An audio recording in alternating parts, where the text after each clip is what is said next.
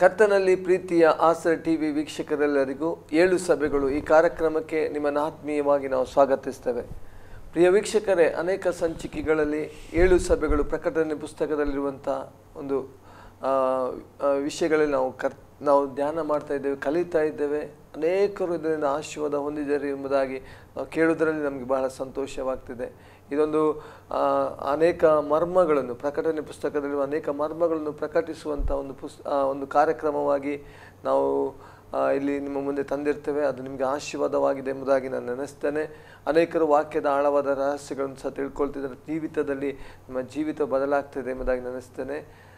ಕಳೆದ ಸಂಚಿಕೆಗಳಲ್ಲಿ ನಾವು 7 ಸಭೆಗಳ ಕುರಿತಾಗಿ, ಅದರಲ್ಲಿ ಮುಖ್ಯವಾಗಿ ಎಫೆಸ ಸಭೆಯನ್ನು ಧ್ಯಾನ ಮಾಡ್ತಾ ಅದರಲ್ಲಿ ಕಳೆದ ಸಂಚಿಕೆಯಲ್ಲಿ ನಾವು ಅರ್ಧದಲ್ಲಿ ನಿಲ್ಲಿಸಬೇಕಾಗಿ ಬಂತು ಸಮಯದ ಕೊರತೆಯಿಂದಾಗಿ. 2 ಪೂರ್ವಕ ವೃತ್ತಾಂತ 7ನೇ ಅಧ್ಯಾಯ 14ನೇ ವಾಕ್ಯವನ್ನು ನಾವು ಧ್ಯಾನ ಮಾಡ್ತಾ ಇದ್ದೆವು. ನಮ್ಮದಲ್ಲಿ ಮುಂದುವರಿದು ಇದನ್ನು ಕಲಿಸಿಕೊಡುವುದಕ್ಕಾಗಿ ದೇವಸೇವಕರು ನಮ್ಮದಲ್ಲಿದ್ದಾರೆ. DGM ಬೇತೇಲ್ ಸಭೆಯ ಹಿರಿಯ ಸೇವಕರು ಹಾಗೂ ಆಸರ್ ಟಿವಿಯ ಸಂಸ್ಥಾಪಕರು ಆಗಿರುವಂಥ ಪಾಸ್ಟರ್ ಸುನಿಲ್ ಜಾನ್ ಡಿಸೋಸ್ ಅವರಿದ್ದಾರೆ. ಅವ್ರು ಈ ಕಾರ್ಯಕ್ರಮಕ್ಕೆ ನಾವು ಆತ್ಮೀಯವಾಗಿ ಸ್ವಾಗತಿಸೋಣ. Pastor price lord. ಅಷ್ಟೇ, ಕಳೆದ ಸಂಚಿಕೆಗಳಲ್ಲಿ ನಾವು ಅರ್ಧದಲ್ಲಿ ನಿಲ್ಲಿಸಬೇಕಾಗಿ ಬಂತು. 2 ಪೂರ್ವಕ ಅಂತ 7ನೇ ಅಧ್ಯಾಯ 4ನೇ ವಾಕ್ಯ, ಪ್ರಕಟಣೆ ಪುಸ್ತಕ 2ನೇ ಅಧ್ಯಾಯ 1ನೇ ವಾಕ್ಯ. ಆ ಒಂದು ವಾಕ್ಯವನ್ನು ಧ್ಯಾನ ಮಾಡ್ತಿದ್ದೇವೆ. ಅಂದರೆ ಎಫೆಸ ಪಟ್ಟಣದಲ್ಲಿರುವ ಸಭೆ ದೂತ ಅಂತ ಬರುತ್ತೆ. ಅಂದರೆ ಯಾವುದೇ ಸಭೆಯ ಡಿನೋಮಿನೇಷನ್ ಹೆಸರು ಬರೆಯಲ್ಪಡಲಿಲ್ಲ.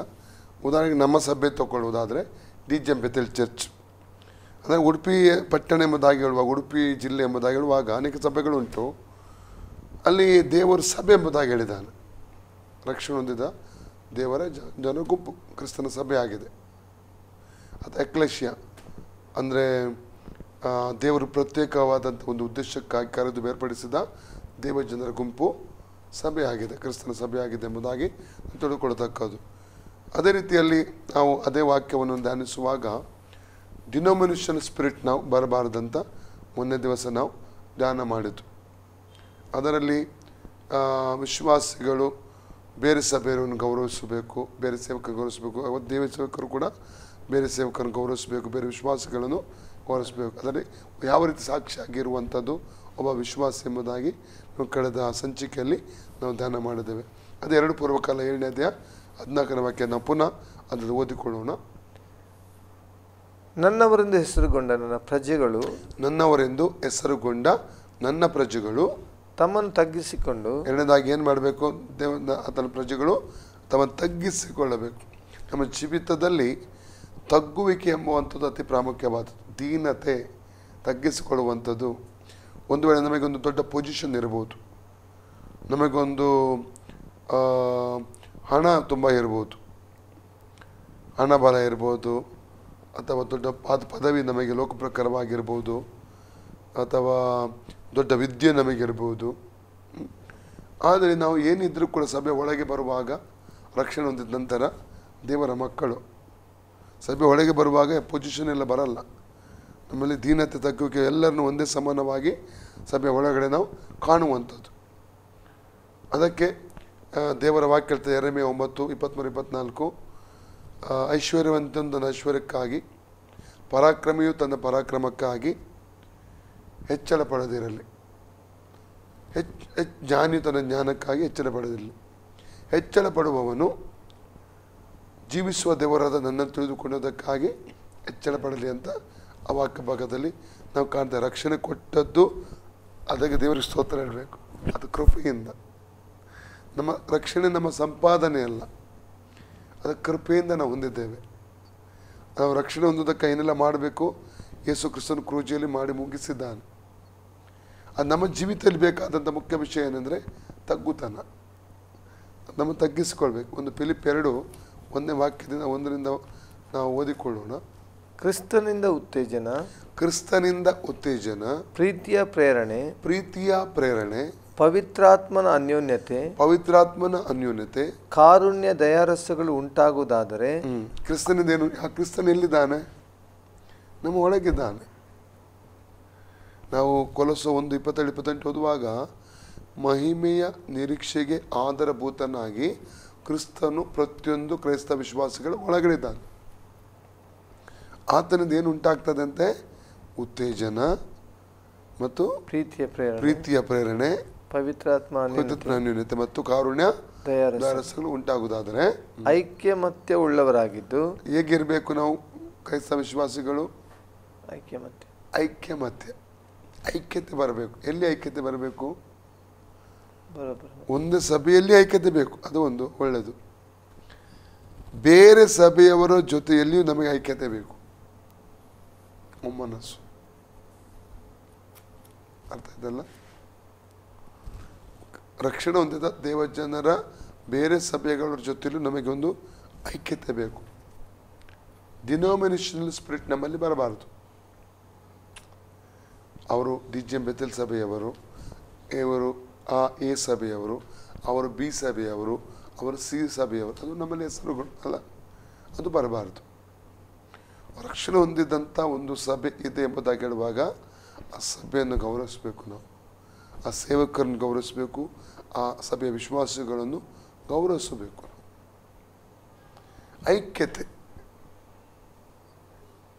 ಐಕ್ಯತೆ ಇಲ್ಲದಿದ್ದರೆ ಉಜ್ಜೀವನ, ಆವಾಗಲೇ ನಾವು ಕಳೆದ ವಾರದಲ್ಲಿ ಧ್ಯಾನಿಸಿದ್ದೇವೆ, ಉಜ್ಜೀವನ ಬರಲಿಕ್ಕೆ ಆಗಲ್ಲ.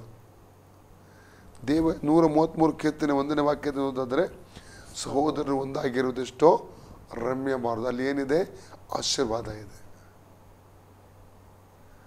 ಆಶೀರ್ವಾದ ಬರಬೇಕಾದರೆ ಸಹೋದರ ಸಹೋದರಿಯ ಮಧ್ಯದಲ್ಲಿ ಐಕ್ಯತೆ ಅತಿ ಪ್ರಾಮುಖ್ಯವಾದದ್ದು, ಅದು ಬರಲೇಬೇಕು. ಇಲ್ಲಿ ಏನಿರ್ತದೆ? ಐಕ್ಯಮತ್ಯ ಉಳ್ಳವರಾಗಿ. ಮುಂದೆ ಓದಿ. ನನ್ನ ಸಂತೋಷವನ್ನು ಪರಿಪೂರ್ಣ ಮಾಡಿರಿ, ನಿಮ್ಮೆಲ್ಲರಲ್ಲಿ ಒಂದೇ ಪ್ರೀತಿ ಇರಲಿ. ನಿಮ್ಮಲ್ಲಿ ಏನಿರಬೇಕು? ಒಂದೇ ಪ್ರೀತಿ. ದೇವಜನರಲ್ಲಿ ಒಂದೇ ಪ್ರೀತಿ. 1 ಕೊರಿಂಥ 13:13 ಏನು ಹೇಳ್ತದೆ? ನಂಬಿಕೆ, ನಿರೀಕ್ಷೆ, ಪ್ರೀತಿ, ಇವುಗಳಲ್ಲಿ ಶ್ರೇಷ್ಠ ಏನು? ಪ್ರೀತಿ ಶ್ರೇಷ್ಠವಾದದ್ದು. 1 ಪೇತ್ರ 4:8, ಜ್ಞಾನೋಕ್ತಿ 10:12 ಏನು ಹೇಳ್ತದೆ? ಪ್ರೀತಿ ಬಹುಪಾಪಗಳನ್ನು ಮುಚ್ಚುತ್ತದೆ. ನಮಗೆ ಬೇರೆಯವರ ಮೇಲೆ ಪ್ರೀತಿ ಇದ್ದರೆ ಅವರ ತಪ್ಪುಗಳನ್ನು ಮುಚ್ತೇವೆ, ಕೊರತೆಗಳನ್ನು ಮುಚ್ತೇವೆ, ಎತ್ತಿ ಹಿಡಿಯುವುದಿಲ್ಲ. ಜ್ಞಾನೋಕ್ತಿ 17:9 ಹೇಳ್ತದೆ, ದೋಷಗಳನ್ನು ಮುಚ್ಚಿಕೊಳ್ಳುವವನು ಇನ್ನೊಬ್ಬನ ಪ್ರೀತಿಯನ್ನು ಸೆಳೆಕೊಳ್ತಾನೆ, ಅದನ್ನು ಎತ್ತಿ ಆಡುತ್ತಿರುವವನು ಕಳ್ಕೊಳ್ತಾನೆ, ಸ್ನೇಹ ಕಳ್ಕೊಳ್ತಾನಂತ ವಾಕ್ಯದಲ್ಲಿ ನೋಡ್ಲಿಕ್ಕೆ ಸಾಧ್ಯ. ಹಾಗಾದರೆ ನಮಗೆ ಯಥಾರ್ಥವಾದ ಪ್ರೀತಿ ದೇವಜನರಿಗೆ ನಾವು ತೋರಿಸ್ಬೇಕು. 1 ಯೋಹನ್ನ 3:18 ಹೇಳ್ತದೆ, ನಿಮ್ಮ ಪ್ರೀತಿ ಸತ್ಯದಲ್ಲಿಯೂ ಕೃತ್ಯದಲ್ಲಿಯೂ ತೋರಿ ಬರಬೇಕು. ನಮ್ಮ ಪ್ರೀತಿ ಹೇಗೆ ಕಾಣಬೇಕು? ಸತ್ಯದಲ್ಲಿಯೂ ಕೃತ್ಯದಲ್ಲಿಯೂ. ಮುಂದೆ ಓದಿ. ಅನ್ಯೋನ್ಯ ಭಾವ ಉಳ್ಳವರ. ಯಾವ ಭಾವ ಇರಬೇಕು ನಮ್ಮಲ್ಲಿ? ಅನ್ಯೋನ್ಯ ಭಾವ. Bind us together load. ತುಂಬ ಸಲ ಆಡ್ತೇವೆ ಕೈ ಹಿಡ್ಕೊಂಡು. ಅನೇಕ ಶಾರೀರಿಕವಾಗಿ ಬೈಂಡ್ ಆಗ್ತೇವೆ, ಆತ್ಮದಲ್ಲಿ ಬೈಂಡ್ ಆಗಲ್ಲ. ಅಪೊಸ್ತಲತೆ 4:32 ಹೇಳ್ತದೆ, ನಂಬಿದ ಮಂಡಳಿಯವರ ಹೃದಯವು ಪ್ರಾಣವು ಒಂದಾಗಿತ್ತು. ಯೆರೂಸಲೇಮಿನಲ್ಲಿ ಅನೇಕ ಸಭೆಗಳಿತ್ತು, ಒಂದೇ ಸಭೆ ಅಲ್ಲ. ಅದು ಅವರ ಹೃದಯ, ಅವರ ಪ್ರಾಣ ಏನಾಗಿತ್ತು? ಒಂದಾಗಿತ್ತು. ಹಾಗಾದರೆ ಈ ಉಡುಪಿ ಜಿಲ್ಲೆಯಲ್ಲಿ ಅಥವಾ ಬೇರೆ ರಾಜ್ಯಗಳಲ್ಲಿ, ಬೇರೆ ದೇಶಗಳಲ್ಲಿ, ಬೇರೆ ಸಭೆಗಳಿರುವಾಗ ಅವರೊಂದಿಗೆ ನಮ್ಮ ಹೃದಯ ಒಂದಾಗಬೇಕು. ಅನ್ಯೋನ್ಯ ಭಾವವುಳ್ಳವರಾಗಿರಬೇಕು. ಅವರ ಕೊರತೆಗಳನ್ನು ಎತ್ತಿ ಹೇಳುವಂಥದ್ದು, ಅವರ ಉಪದೇಶ ಅದು ಸರಿ ಇಲ್ಲ, ಇದು ಸರಿ. ಖಂಡಿತ ಅಫ್ಕೋರ್ಸು ಕೆಲವೊಂದು ಉಪದೇಶಗಳಲ್ಲಿ, ಕೆಲವು ಸಭೆಗಳನ್ನು ನೋಡುವಾಗ ಏನಾದರೂ ಒಂದೆರಡು ಹೆಚ್ಚು ಕಮ್ಮಿ ಇರ್ತದೆ. ಅದೇ ಮೂಲ ಅಸ್ಥಿವರ ಉಪದೇಶಗಳಲ್ಲಿ ಇದೆಯಲ್ಲ, ಅರ್ಥ ಇದಲ್ಲ. ಒಂದೆರಡು ಏನಾದರೂ ನೋಡಿ, 7 ಸಭೆಗಳನ್ನು ನಾವು ಪ್ರಕಟಣೆ ಪುಸ್ತಕದ 2ನೇ ಮತ್ತು 3ನೇದಲ್ಲಿ ಓದುವಾಗ ಒಂದೊಂದು ಸಭೆಯಲ್ಲಿ ಒಂದೊಂದು ಕೊರತೆಯಲ್ಲಿ ಎದ್ದು ಕಾಣ್ತದೆ. ಅರ್ಥ ಇದಲ್ಲ. ಕೆಲವೊಮ್ಮೆ ನಾವು ಉಪದೇಶದಲ್ಲಿ ಕೆಲವೊಂದು ವಿಚಾರದಲ್ಲಿ ಒಂದಾಗ್ಲಿಕ್ಕೆ ಆಗದಿದ್ರು ನಾವು ಹೃದಯದಲ್ಲಿ ಒಂದಾಗ್ಲಿಕ್ಕೆ ಆಗ್ತದೆ ಅಲ್ಲ. ಅನ್ಯೋನ್ಯ ಭಾವ ಉಳ್ಳವರಾಗಿ. ಅನ್ಯೋನ್ಯತೆ ಎಂಬುವಂಥದ್ದು ನಮ್ಮ ಬಾಯಿಯ ಮಾತು ಮಾತ್ರ ಆಗಿರಬಾರದು, ಅದು ಆಕ್ಷನಲ್ಲಿ, ಕ್ರಿಯೆಯಲ್ಲಿ ಬರಬೇಕು.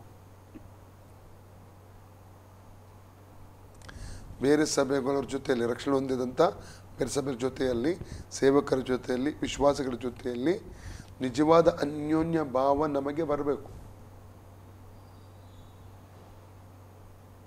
ಉದಾಹರಣೆಗೆ ಒಂದು ಕಡೆ ಒಬ್ಬರು ಸೇವೆ ನಡೆಸ್ತಾ ಇದ್ದಾರೆ. ಈಗ ಸೇವೆ ನಡೆಸುವಾಗ ಅವರಿಗೆ ಎನ್ಕರೇಜ್ ಮಾಡಬೇಕು ಇನ್ನೊಂದು ಸೇವಕರು. ಒಂದು ಕಡೆ ನಾವು ಆಸರ ಟಿ ವಿ ಕಾರ್ಯಕ್ರಮಕ್ಕೋಸ್ಕರ ಒಂದು ಊರಿಗೆ ಹೋಗಿದ್ದೆವು. ನೀವು ಅವತ್ತು ನಮ್ಮೊಟ್ಟಿಗೆ ನೀವಿರಲಿಲ್ಲ, ಮೊಮ್ಮಕ್ಕಳಿದ್ರು, ಪ್ರದೀಪ್ ಇದ್ರು. ಅಲ್ಲಿ ಹೋದಾಗ ಒಂದು ಸಭೆ ಇದೆ, ಅಲ್ಲಿ ಬೋರ್ನಗೆ ಸಭೆ, ಅದರ ಮುಂದೆ ಇನ್ನೊಂದು ಸಭೆ ಇದೆ. ಇಬ್ಬರು ಸೇವಕರು ನನ್ನ ಪರಿಚಯಿಸ್ತಾರೆ. ಅವರ ಐಕ್ಯತೆ ಪ್ರೀತಿ ನೋಡಿ ತುಂಬ ಸಂತೋಷ ಆಯ್ತು ನನಗೆ. ಆ ಸೇವಕರ ಐಕ್ಯತೆ ಮತ್ತು ಪ್ರೀತಿ ನೋಡಿ ಭಾರಿ ಸಂತೋಷ ಆಯ್ತು. ಅವ್ರು ತುಂಬ ಅನ್ಯೋನ್ಯವಾಗಿದ್ದಾರೆ ಇಬ್ಬರು ಕೂಡ. ಆ ಅನ್ಯೋನ್ಯತೆ, ಅನ್ಯೋನ್ಯ ಭಾವ, ಅನ್ಯೋನ್ಯತೆ ಶರೀರದಲ್ಲಿ ಸೇರುವಂಥದ್ದು ಅದು ಅನ್ಯೋನ್ಯತೆ ಅಲ್ಲ. ಅನ್ಯೋನ್ಯ ಭಾವ ಬರಬೇಕು ನಮ್ಮಲ್ಲಿ. ತಗ್ಗುತನ ಬರುವಾಗ ಆಟೋಮೆಟಿಕ್ ಅನ್ಯೋನ್ಯ ಭಾವ ಬರ್ತದೆ. ನಾನಿಷ್ಟು ಕಲಿತಿದ್ದೇನೆ, ಇಂಥ ಪೊಸಿಷನ್ ನನಗಿದೆ, ನನ್ನಲ್ಲಿ ಹಣ ಇದೆ. ಅನೇಕ ಸಲ ಏನಾಗ್ತದೆ, ಅದೆಲ್ಲ ತಗ್ಗಿಸಿಕೊಳ್ಳೋದಕ್ಕೆ ತುಂಬ ಕಷ್ಟ ಆಗ್ತದೆ. ದೇವಚನದಲ್ಲಿ ಆ ಒಂದು ವಿಷಯಗಳು ಬರದಾಗಿನ ತುಂಬ ಎಚ್ಚರಿಕೆ ವಹಿಸೋದು ಒಳ್ಳೆಯದು. ಕಂಟಿನ್ಯೂ ಮಾಡಿ. ಒಂದೇ ಗುರಿ ಇಟ್ಟುಕೊಂಡವರು ಆಗಿರ್ರಿ. ಒಂದೇ ಗುರಿ. ಒಂದು ಪಟ್ಟಣದಲ್ಲಿ 10 ಸಭೆಗಳಿದ್ರು, 10 ಸಭೆಗಳಿಗೂ ಒಂದೇ ಗುರಿ. ಒಂದೇ ಗುರಿ, ನಾವು ಒಂದೇ ಕಡೆ ಹೋಗುವವರು. ಎಫೆಸರ್ 4ನೇ ವಾಕ್ಯದಿಂದ 5ನೇ ವಾಕ್ಯದವರೆಗೆ ಓದಿದ್ರೆ 7 ವಿಷಯಗಳನ್ನು ಒಂದೇ ವಿಷಯದಲ್ಲಿ ಹೇಳುವಂಥದ್ದನ್ನು ಅಲ್ಲಿ ಕಾಣ್ತೇವೆ ನಾವು. ಒಂದೇ ಗುರಿ ನಮಗಿರುವಂಥ ಒಂದೇ. ಉಜ್ಜೀವನ ಬರಬೇಕಂತ ಎಲ್ಲ ಸಭೆಗಳಿಗೂ ಆಸೆ ಇದೆ, ಎಲ್ಲ ಸಭೆಗಳು ಪ್ಲಾನ್ ಮಾಡ್ತಾರೆ ಅಲ್ಲ. ಎಲ್ಲರೂ ರಕ್ಷಣೆ ಹೊಂದಬೇಕಂತ ದೇಶದಲ್ಲಿ ಎಲ್ಲ ಸಭೆಗಳು ಬಯಸ್ತಾರೆ ಅಲ್ಲ. ಎಲ್ಲ ಕಡೆಗಳು ಕ್ರಿಸ್ತನ ಸಭೆ ಸ್ಥಾಪನೆ ಆಗಬೇಕು, ಎಲ್ಲರ ಉದ್ದೇಶ, ಎಲ್ಲರ ಆಸೆ. ಎಲ್ಲ ಪರಲೋಕ ರಾಜ್ಯ ಸೇರಬೇಕು, ಎಲ್ಲರ ಆಸೆ. ಎಲ್ಲರಿಗೂ ಒಂದೇ ಗುರಿ ಇದೆ. ಆದರೆ ಅಭಿಪ್ರಾಯಗಳಲ್ಲಿ ಏನಿದೆ, ಕೆಲವು ವ್ಯತ್ಯಾಸಗಳು ಬರುವಂಥದ್ದನ್ನು ನಾವು ಕಾಣ್ತೇವೆ. ಆದ್ದರಿಂದಾಗಿ ಹೃದಯದಲ್ಲಿ ಅನೇಕ ಸಲ ಒಂದಾಗಲಿಕ್ಕೆ ಕಷ್ಟ ಆಗ್ತದೆ. ಹೃದಯದಲ್ಲಿ ಒಂದಾಗದಿದ್ದರೆ ನಾವು ಉಜ್ಜೀವನವನ್ನು ಕಾಣೋದು ಕಷ್ಟ. ಉಜ್ಜೀವನ ನಮ್ಮ ಜೀವಿತದಲ್ಲಿ ಅನ್ಯೋನ್ಯತೆ ಇಲ್ಲ.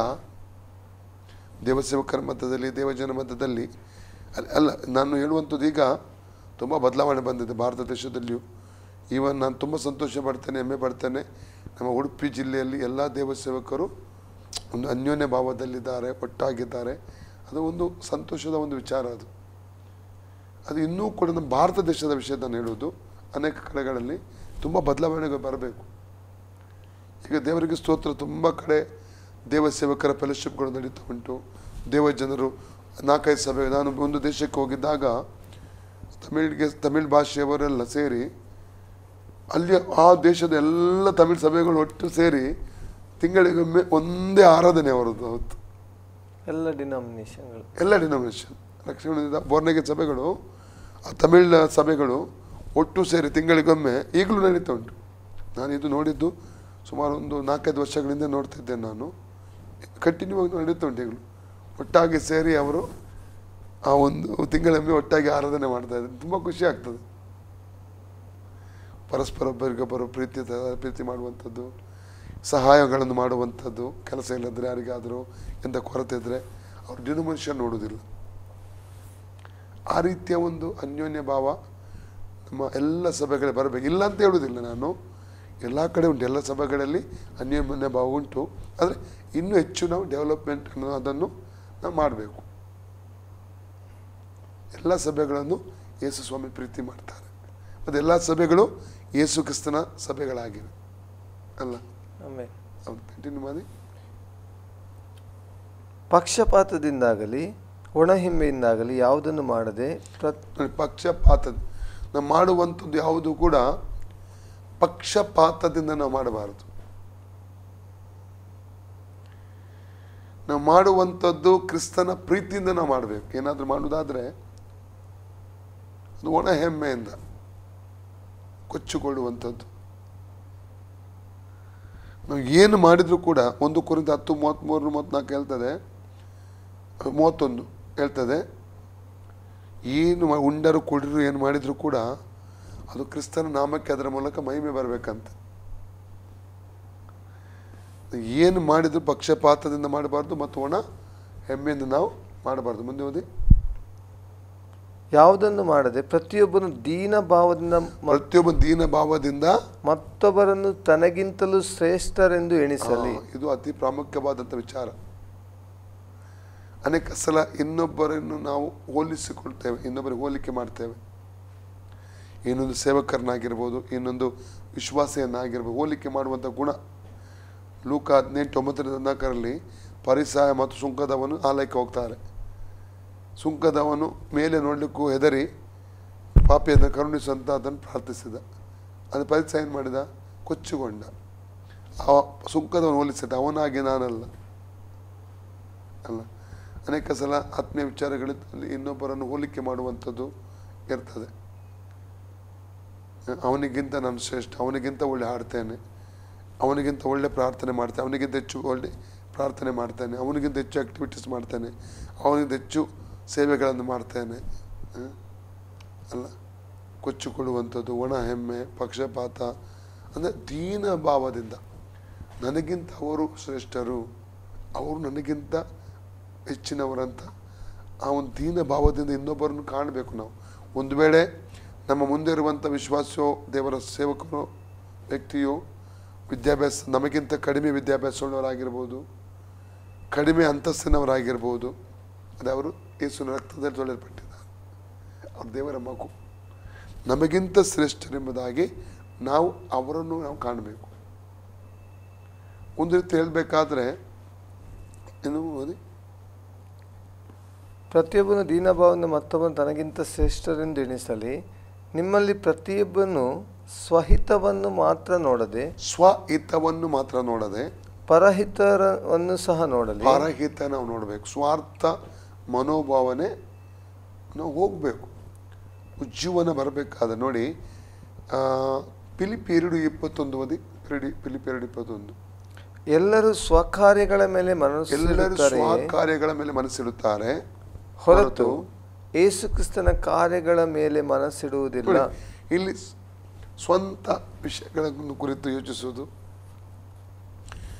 ಸ್ವಂತ ಕಾರ್ಯಗಳ ಬಗ್ಗೆ ಮಗ್ನನಾಗುವುದು, ದೇವರ ಸ್ವಾರ್ಥ ಸೇವೆಯ ಬಗ್ಗೆ ನಮಗೆ ಅಷ್ಟು ಆಸಕ್ತಿ ಇಲ್ಲ, ದೇವರ ಕಾರ್ಯಗಳಲ್ಲಿ ಅಷ್ಟು ಆಸಕ್ತಿ ಇಲ್ಲ. ಇವತ್ತು ದಿನಗಳ ಅನೇಕ ನೋಡ್ತೇವೆ ನಾವು. ಅಂದರೆ ಸ್ವಾರ್ಥ ಮನೋಭಾವನೆ ಬಂದು ಉಜ್ಜೀವನ ನಾವು ಎದುರು ನೋಡ್ಲಿಕ್ಕೆ ಆಗಲ್ಲ. ಅಥವಾ ಡಿನೋಮಿನೇಷನ್ಗಳನ್ನು ಕಾಣುವಾಗಲೂ ಅಲ್ಲಿ ಕೂಡ ನಮ್ಮ ಸ್ವಾರ್ಥ ಇರ್ತದೆ. ಇನ್ನೊಂದು ಸಭೆಯನ್ನು ನೋಡುವಾಗ ನನ್ನ ಸಭೆ ಅದಕ್ಕಿಂತ ಮೇಲೆ ಬರಬೇಕು, ನನ್ನ ಸಭೆಯಲ್ಲಿ ಆ ಸಭೆಗಿಂತ ಹೆಚ್ಚು ಆತ್ಮಗಳಿರಬೇಕು, ನನ್ನ ಸಭೆಯಲ್ಲಿ ಅವರಿಗಿಂತ ದೊಡ್ಡ ಆಲಯ ಇರಬೇಕು. ಸ್ವಾರ್ಥ. ಅಲ್ಲಿ ನಾವು ನನ್ನದು ಅಂತ ನಾವು ಅನೇಕ ಸಲ ನೋಡ್ತೇವೆ ನಾವು, ಹೌದಲ್ಲ? ಸ್ವಾರ್ಥ ಎಂಬುವಂಥದ್ದು ನಾವು ಬಿಟ್ಟು ಹೋಗ್ಬೇಕು. ಸಭೆ ಕ್ರಿಸ್ತನದ್ದು, ಸೇವೆ ಯೇಸು ಕ್ರಿಸ್ತನದ್ದು. ಸಭೆಗಾಗಿ ಯೇಸು ಕ್ರಿಸ್ತನು ರಕ್ತ ಸುರಿಸಿದ್ದಾನೆ. ಅಪೊಸ್ತಲಕತೆ 20:28 ಹೇಳ್ತದೆ, ಸ್ವರಕ್ತದಿಂದ ಯೇಸು ಕ್ರಿಸ್ತನು ಸಂಪಾದಿಸಿದಂಥ ಸಭೆ. ಆತನು ಬೆಲೆ ಕೊಟ್ಟಿದ್ದಾನೆ ನಮ್ಮನ್ನು ಕೊಂಡುಕೊಳ್ಳುವುದಕ್ಕಾಗಿ. ಮತ್ತೆ 16:18-19 ನನ್ನ ಸಭೆಯನ್ನು ಭೂಲೋಕದಲ್ಲಿ ಬಂಡೆ ಮೇಲೆ ಕಟ್ಟುವುದನ್ನು ಪಾತಾಳ ಲೋಕದ ಬಲವು ಅದು ಜಯಿಸಲಾರದು. ಹಾಗಾದರೆ ನನ್ನ ಸಭೆ, ಯೇಸು ಏನು ಹೇಳ್ತಿದ್ದಾನೆ? ನನ್ನ ಸಭೆ. ದೇವಸೇವಕರ ಸಭೆ ಅಲ್ಲ, ಇನ್ಯಾರ್ದು ಸಭೆ ಅಲ್ಲ. ಸ್ಥಳ ಯಾರ್ದು ಇರ್ಬೋದು, ಕಟ್ಟಡ ಯಾರ್ದು ಇರ್ಬೋದು, ಸಭೆ ಯೇಸು ಕ್ರಿಸ್ತನದ್ದು. ಆ ಸ್ವಾರ್ಥ ಮನೋಭಾವನೆ ಹೋಗುವಾಗ ಅನೇಕ ಸಲ ಪ್ರಾರ್ಥಿಸುವುದು ಹೇಗೆ ನಾವು? ನನ್ನ ಹೆಂಡತಿ ಆಶೀರ್ವದಿಸು, ನನ್ನ ಗಂಡ, ನನ್ನ ಮಕ್ಕಳು, ನನ್ನ ತಂದೆ ತಾಯಿ, ನನಗೆ ನಮ್ಮ ಅವಶ್ಯಕತೆ ನನ್ನದು. ದೇಶಕ್ಕಾಗಿ ಎಷ್ಟು ನಾವು ಪ್ರಾರ್ಥಿಸ್ತೇವೆ, ರಾಜ್ಯಕ್ಕಾಗಿ ನಾವು ಎಷ್ಟು ಪ್ರಾರ್ಥಿಸ್ತೇವೆ, ಜಿಲ್ಲೆಗಾಗಿ ಎಷ್ಟು ಪ್ರಾರ್ಥಿಸ್ತೇವೆ, ಉಜ್ಜೀವನಕ್ಕಾಗಿ ಎಷ್ಟು ಪ್ರಾರ್ಥಿಸ್ತೇವೆ. ಎಷ್ಟೋ ಯೌವನಸ್ಥರು ನಾಶವಾಗ್ತಾ ಇದ್ದಾರೆ, ಯೌವನಸ್ಥರಿಗೆ ಎಷ್ಟು ಪ್ರಾರ್ಥಿಸ್ತೇವೆ. ಎಷ್ಟೋ ಜನ ಪಾಪದಲ್ಲಿ ಬೀಳ್ತಾ ಇದ್ದಾರೆ. ಸೈತಾನ ಶಕ್ತಿಗಳು ಬಿಚ್ಚಲ್ಪಟ್ಟಿವೆ. ವ್ಯಭಿಚಾರಕ್ಕೆ ದುರಾತ್ಮಗಳು ಎಳೀತಾ ಉಂಟು. ಎಷ್ಟು ಕುಟುಂಬಗಳು ಒಡೆಯಲ್ಪಡ್ತಾ ಉಂಟು. ವಿವಾಹ ವಿಚ್ಛೇದನಗಳು ಆಗ್ತಾ ಉಂಟು. ಅನೇಕರು ಆತ್ಮಹತ್ಯೆ ಮಾಡಿಕೊಂಡು ನಿರೀಕ್ಷೆ ಇಲ್ಲದೆ ಸಾಯ್ತಾ ಇದ್ದಾರೆ, ನರಕಕ್ಕೆ ಹೋಗ್ತಾ ಇದ್ದಾರೆ. ಕುಡುಕತನ ಅಥವಾ ಮದ್ಯಪಾನ, ಮಾದಕ ದ್ರವ್ಯಗಳು, ಇವುಗಳಿಗೆ ಎಷ್ಟೋ ಜನ ಬಲಿ ಆಗ್ತಾ ಇದ್ದಾರೆ. ಆದ ಕಾರಣ ನಾವು ಭಾರ ತೆಗೆದುಕೊಂಡು ನಾವು ದೇಶಕ್ಕಾಗಿ ಜನರಿಗಾಗಿ ಪ್ರಾರ್ಥಿಸುವಾಗ ಖಂಡಿತ ಉಜ್ಜೀವನ ಬರ್ತದೆ. ಆದರೆ ಅದಕ್ಕಿಂತ ಮುಂಚೆ ಏನಿರಬೇಕು? ತಗ್ಗುತನ, ಕೆಟ್ಟತನ ಬಿಡುವಂಥದ್ದು, ಕೆಟ್ಟ ನಡತೆಯನ್ನು ಎರಡು ಇಂಪಾರ್ಟೆಂಟ್. ಮತ್ತೆ ಪ್ರಾರ್ಥಿಸುವಂಥದ್ದು. ಅವಾಗಲ್ಲಿ ದೇವರ ಕ್ರಿಯೆಯನ್ನು ನಾವಲ್ಲಿ ಕಾಣಲಿಕ್ಕಾಗ್ತದೆ. ಮೊದಲು ನಮ್ಮ ಜೀವಿತದಲ್ಲಿ ಒಂದು ಸಾಕ್ಷಿ ಇರಬೇಕು, ನಂತರ ನಾವು ಪ್ರಾರ್ಥಿಸುವಂಥದ್ದು, ಅದು ಎಫೆಕ್ಟಿವ್ ಆಗಿರ್ತದೆ ಆ ಪ್ರಾರ್ಥನೆ. ನಾವು ನಮ್ಮ ಸಾಕ್ಷಿ ಜೀವಿತ ಇಲ್ಲದೆ ಪ್ರಾರ್ಥನೆ ಮಾಡೋದು ಅದು ಖಾಲಿ ಬಾಯಿಯ ಒಂದು ಸ್ವರಗಳಾಗಿರ್ತದೆ ವಿನ ಅದರಿಂದ ಅದೇ ಗಣಗಣ ಏನು ಹೇಳ್ತಾರಲ್ಲ, ಗಣಗಣಿಸುವಂಥ ನಾದ ಶಬ್ದ ಬರ್ತದೆ. ಅದಕ್ಕೆ ಸಾಕ್ಷಿ ಇಂಪಾರ್ಟೆಂಟ್. ನಮ್ಮ ಜೀವಿತ ಸಾಕ್ಷಿ ಅತಿ ಪ್ರಾಮುಖ್ಯ. ನಂತರ ಪ್ರಾರ್ಥನೆ ಕೂಡ ಭಾರ ತೆಗೆದುಕೊಂಡು ನಾವು ಜಿಲ್ಲೆಗಾಗಿ, ದೇಶಕ್ಕಾಗಿ, ಊರಿಗಾಗಿ, ನಮ್ಮ ಕುಟುಂಬಸ್ಥರಿಗಾಗಿ, ನೆರೆಕೆರೆಯವರಿಗಾಗಿ ಪ್ರಾರ್ಥಿಸಬೇಕು. ಅವರೆಲ್ಲ ರಕ್ಷಣೆ ಹೊಂದಬೇಕು, ಪರಲೋಕ ರಾಜ್ಯಕ್ಕೆ ಅವರೆಲ್ಲ ಸೇರಬೇಕು. ಎಲ್ಲರೂ ಪರಲೋಕಕ್ಕೆ ಬರಬೇಕು, ಯಾರು ಕೂಡ ನಾಶವಾಗಿ ಹೋಗಬಾರ್ದು. ಇದು ದೇವರ ಚಿತ್ತವಾಗಿದೆ. ಇದು ಇವತ್ತು ನನ್ನ ಈ ಕಾರ್ಯಕ್ರಮ ನೋಡುವಂಥ ವ್ಯಕ್ತಿ, ನೀವು ಒಂದು ವೇಳೆ MLA ಆಗಿರ್ಬೋದು, MP ಆಗಿರ್ಬೋದು, ಪೊಲೀಸ್ ಅಧಿಕಾರಿ ಆಗಿರ್ಬೋದು, ನೀವು DCO, SCO, ತಹಸೀಲ್ದಾರೋ, ಗ್ರಾಮ ಪಂಚಾಯತ್ ಅಧ್ಯಕ್ಷರು, ಮೆಂಬರು, ಹಣವಂತರೋ, ಬಡವರೋ, ವಿದ್ಯಾವಂತರೋ, ವಿಧಿ ಇಲ್ಲದವರೋ, ಅಥವಾ ಯಾವುದೇ ಜಾತಿಗೆ ನೀವು ಸೇರಿದವರಾಗಿದ್ದರೂ ಕೂಡ ಯೇಸು ನಿಮ್ಮನ್ನು ಪ್ರೀತಿ ಮಾಡ್ತಾನೆ. ಯೇಸು ಬಯಸುವಂಥದ್ದು ನೀವು ರಕ್ಷಣೆ ಹೊಂದಿ ನೀವು ಪರಲೋಕ ರಾಜ್ಯ ಸೇರಬೇಕೆಂದು ದೇವರ ಚಿತ್ತ. ರಕ್ಷಣೆ ಎಂಬುವಂಥದ್ದು ಮತಾಂತರವಲ್ಲ, ಅದೊಂದು ಮಾನಸಾಂತರದ ಮೂಲಕವಾಗಿ ದೇವರ ರಾಜ್ಯಕ್ಕೆ ಸೇರಿಕೊಳ್ಳುವಂಥ ಒಂದು ಕಾರ್ಯವಾಗಿದೆ.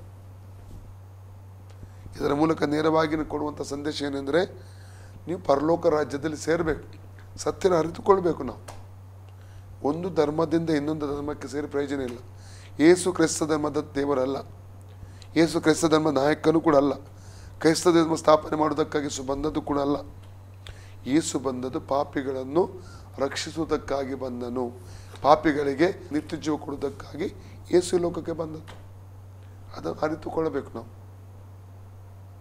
ಯೇಸು ಬಂದ ಉದ್ದೇಶ ಅದೇ ಆಗಿದೆ. ಹೌದು.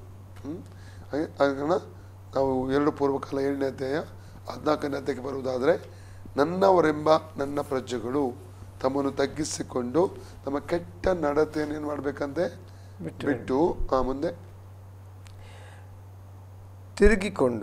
ತಿರುಗಿಕೊಂಡು ನನ್ನನ್ನು ಪ್ರಾರ್ಥಿಸಿ. ತಿರುಗುವುದಂದ್ರೆ ಏನು? ಮಾನಸಾಂತರ.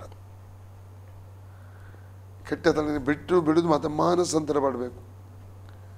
ಜ್ಞಾನೋಕ್ತಿ 28:13 ಹೇಳ್ತದೆ, ದೋಷಗಳನ್ನು ಮುಚ್ಚಿಕೊಳ್ಳುವವನಿಗೆ ಶುಭವಾಗುವುದಿಲ್ಲ, ಅವುಗಳನ್ನು ಒಪ್ಪಿಕೊಂಡು ಬಿಟ್ಟುವವನಿಗೆ ಕರುಣೆ ದೊರೆಯುತ್ತದೆ ಅಂತ ವಾಕ್ಯದಲ್ಲಿ ನಾವು ನೋಡ್ತೇವೆ.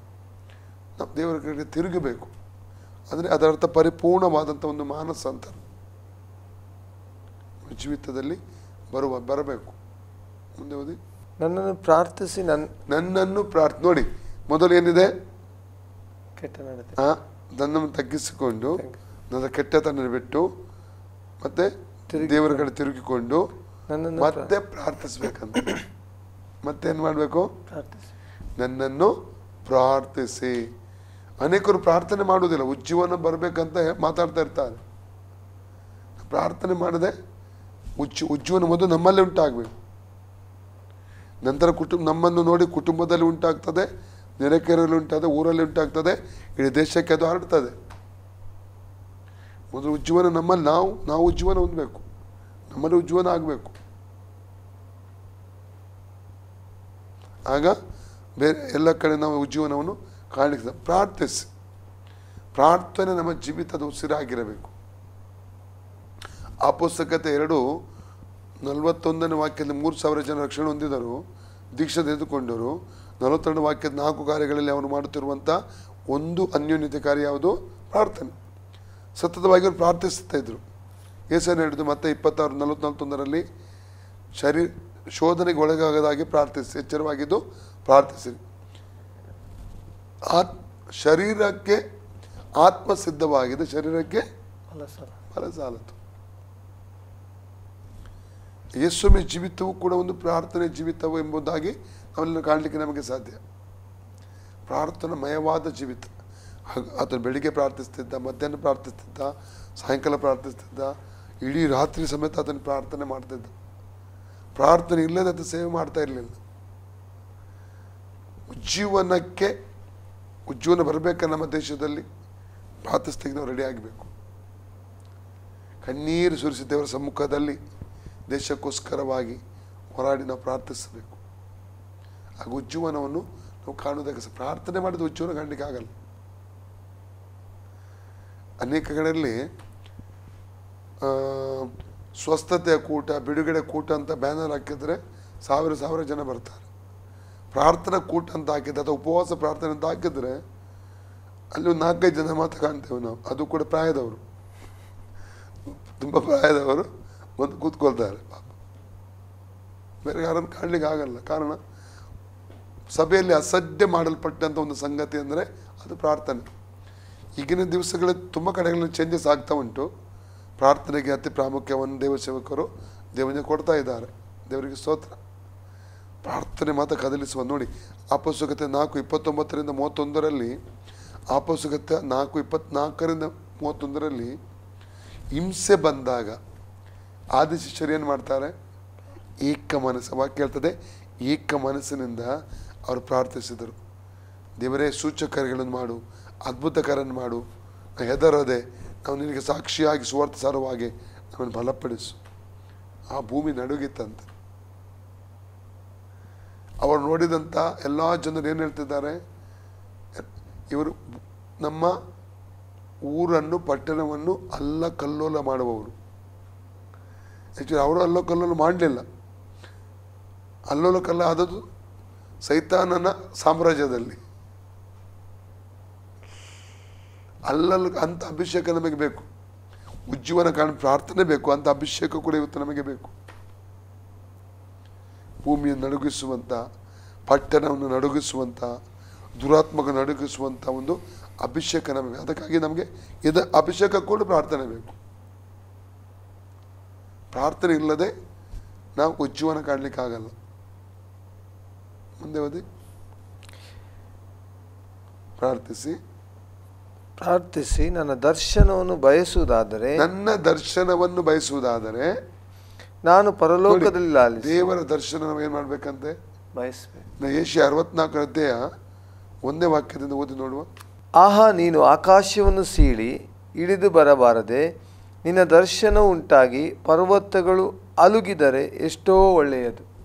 ಒಣಗಿಡಕ್ಕೆ ಹತ್ತುವ ಕಿಚ್ಚಿನ ಪ್ರಕಾರವು ನೀರನ್ನು ಕುದಿಸುವ ಉರಿಯೋಪಾದಿಯಲ್ಲಿಯೂ ನೀನು ಪ್ರತ್ಯಕ್ಷನಾಗಿ ನಮ್ಮ ನಿರೀಕ್ಷೆಗೆ ಮೀರಿದ ಭಯಂಕರ ಕೃತ್ಯಗಳನ್ನು ನಡೆಸಿ ನಿನ್ನ ನಾಮ ಮಹತ್ತನ್ನು ನಿನ್ನ ಶತ್ರುಗಳಿಗೆ ತಿಳಿಯಪಡಿಸಿ ಜನಾಂಗಗಳನ್ನು ನಿನ್ನ ದರ್ಶನದಿಂದ ನಡುಗಿಸಬಾರದೆ. ನೋಡಿ, ಈಗ ಆಕಾಶ ಸೇರಿ ಇಳಿದು ಬಾ ಅಂತ ಹೇಳಿ ಯೆಶಾಯ ಪ್ರಾರ್ಥಿಸ್ತಾ ಇದ್ದಾನೆ. ಈಗ ದೇವರು ಇಳಿದು ಬರಬೇಕಾಗಿಲ್ಲ. 2000 ವರ್ಷಗಳ ಹಿಂದೆನೇ ಆತ ಇಳಿದು ಬಂದಾಯಿತು. ಈಗ ಆತ ಎಲ್ಲಿದ್ದಾನೆ? ನಮ್ಮೊಳಗಿದ್ದಾನೆ. ನೋಡಿ, ಅಪೊಸ್ತಲಗೀತೆ 8:4 ಫಿಲಿಪ್ಪನು ಸಮಾರ್ಯದಲ್ಲಿ ಯೇಸುವನ್ನು ಪ್ರಕಟಿಸಿದ. ನಾವು ಯೇಸುವನ್ನು ಪ್ರಕಟಿಸಬೇಕು. ಏನು ಮಾಡಬೇಕು? ಪ್ರಾರ್ಥನೆ. ಪ್ರಾರ್ಥಿಸುವಾಗ ಯೇಸು ನಮ್ಮೊಳಗಿಂದ ಪ್ರಕಟವಾಗ್ತಾನೆ. ಓಕೆ, ಪ್ರಿಯ ವೀಕ್ಷಕರೇ, ಇವತ್ತಿನ ಕಾರ್ಯಕ್ರಮದಲ್ಲಿ ನಾವು ಈಗಾಗಲೇ ಅನೇಕ ವಿಷಯಗಳು ನಾವು ಕಲಿತಾ ಇದ್ದೇವೆ. 7 ಸಭೆಗಳಲ್ಲಿ ಯಾಕೆ ಹೆಸರನ್ನು ಹೇಳಿ ಅಲ್ಲಿ ಸಭೆಗಳ ಕುರಿತಾಗಿ ಬರೆಯಲ್ಪಟ್ಟಿದೆ ಎಂಬುದಾಗಿ ಹೇಳ್ತಾ ಬರುವಾಗ, ಸೇವಕರು ಇವತ್ತು ನಮ್ಮ ಸಭೆಗಳಲ್ಲಿ, ದೇಶಗಳಲ್ಲಿ ಉಜ್ಜೀವನ ಬರಬೇಕಾದರೆ ನಮ್ಮ ನಡತೆಯನ್ನು ನಾವು ಪರೀಕ್ಷಿಸಿಕೊಳ್ಬೇಕು. ನಾವು ಸಾಕ್ಷಿಗಳಾಗಿರಬೇಕು. ಮಾತ್ರವಲ್ಲ ನಾವು ಪ್ರಾರ್ಥನೆ ಮಾಡಬೇಕು, ನಾವು ದೇವರ ಕಡೆಗೆ ತಿರುಗಿಕೊಳ್ಬೇಕು. ಪ್ರಾರ್ಥನೆ ವಿಷಯದಲ್ಲಿ ಬಂದು ಇವತ್ತಿಗೆ ನಿಲ್ಲಿಸಲ್ಪಟ್ಟಿದೆ. ಆದರೆ ಮುಂದಿನ ಸಂಚಿಕೆಯಲ್ಲಿ ಇದನ್ನು ನಾವು ಮುಂದುವರಿಸಲಿಕ್ಕೆ ಬಯಸ್ತೇವೆ. ನಮ್ಮ ಜೀವಿತ ಪ್ರಾರ್ಥನೆ ಜೀವಿತವಾಗಲಿ, ದೇವರ ದರ್ಶನವನ್ನು ಹೊಂದಿ ದೇವರಿಗಾಗಿ ಉಜ್ಜೀವನವಾಗಿ ಉರಿಯುವಂಥ ಒಂದು ಪ್ರಾರ್ಥನೆಯಾಗಿ ನಾವು ನಮ್ಮ ಜೀವಿತವನ್ನು ಬದಲಾಯಿಸಿಕೊಳ್ಳುವ ಪ್ರಿಯರೇ ಅಂತ ಹೇಳ್ತಾ ಇವತ್ತಿನ ಕಾರ್ಯಕ್ರಮವನ್ನು ನಾವು ಮುಗಿಸಲಿಕ್ಕೆ ಬಯಸ್ತೇವೆ. ನಮ್ಮ ಮಧ್ಯದಲ್ಲಿ ಆಸ್ಟ್ರೇಲಿಯಾ ಟಿವಿಯಲ್ಲಿ ಬಂದು ವಿಸ್ತಾರವಾಗಿ 7 ಸಭೆಗಳ ಕುರಿತಾಗಿ ನಮಗೆ ತಿಳಿಯಪಡಿಸುತ್ತಿರುವಂಥ ದೇವ ಸೇವಕರಿಗೆ ಆಸ್ಟ್ರೇಲಿಯಾ ಟಿವಿ ಪರವಾದಂಥ ವಂದನೆಗಳು. Praise the lord pastor.